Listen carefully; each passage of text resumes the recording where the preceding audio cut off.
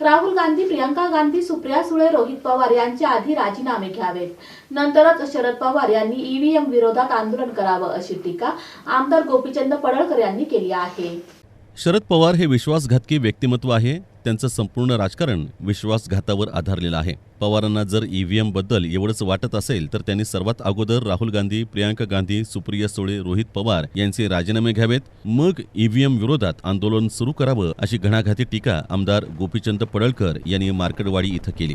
दरम्यान मार्कडवाडी इथं शरद पवार, जयंत पाटील यांची सभा झाल्यानंतर त्यांना प्रत्युत्तर देण्याकरता महायुतीकडून आमदार गोपीचंद पडळकर, सदाभाऊ खोत यांची सभा माजी आमदार राम सातपुते यांनी आयोजित केली होती। या सभेला ब्रह्मानंद पडळकर, आप्पासाहेब देशमुख, बाळासाहेब वावरे, बाजीराव काटकर, अजय देशमुख यांच्यासह संपूर्ण माळशिरस तालुक्यातून लोक हजर होते।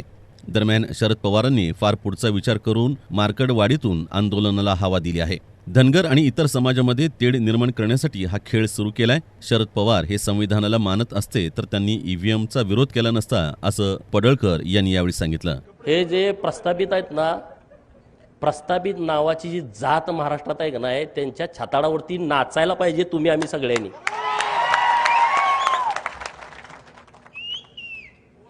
नाचायला पाहिजे का नाही पाहिजे?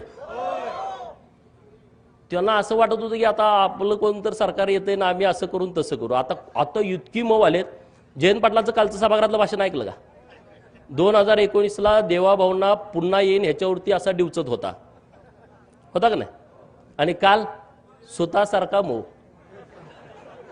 4 वेळा पाया पडले सगळ्यात तिन्ही पुढाऱ्यांच्या। किती वेळा?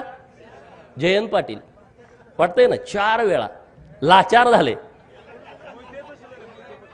मोहिते किरकोळ आहे हो, किरकोळ म्हणजे तुम्हाला माहित आहे किरकोळ झालंय ते, पूर्वीसारखी परिस्थिती नाही।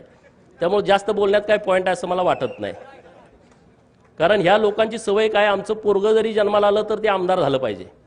आणि आम्ही किती बी इकडं 20-20 वर्ष काम केलं, यांचं काय यांना लॉटरी लागली म्हणते। अरे लॉटरी? अरे आमच्या अंगावरती अजून पोलिसांनी मारलेले वळ गेले नाही 2007, 8, 9चे। तर यावेळी सदाभाऊ खोत म्हणाले की मतदान बूथ कब्जात घेऊन धांदली करून निवडून येण्यासाठी त्यांना बॅलेट पेपरवर निवडणुका हव्या आहेत। गांधी आणि पवारांनी इतकी वर्ष लोकशाहीला वेठबिगारी आणि गुलाम बनवून ठेवलं होतं। आता यांच्या हातात सत्ता नसल्यानं त्यांची अवस्था दयनीय झाली आहे, असं सदाभाऊ खोत यावेळेस म्हणाले। माजी आमदार राम सातपुते यांनी आपल्या भाषणात मोहिते पाटील यांच्यावर कडाडून टीका करताना रणजितसिंह मोहिते पाटील यांच्या राजीनाम्याची मागणी केली। आपल्या आमदारकीच्या काळात आपण मार्कडवाडीमध्ये केलेल्या विकास कामांची यादी त्यांनी यावेळी वाचून दाखवली। यावेळी सन 2029 मध्ये जर माळशिरस तालुक्यातून मी निवडून आलो नाही तर मी राजकारण करणं थांबवेन, अशी जाहीर घोषणा राम सातपुते यांनी या जाहीर सभेदरम्यान केली।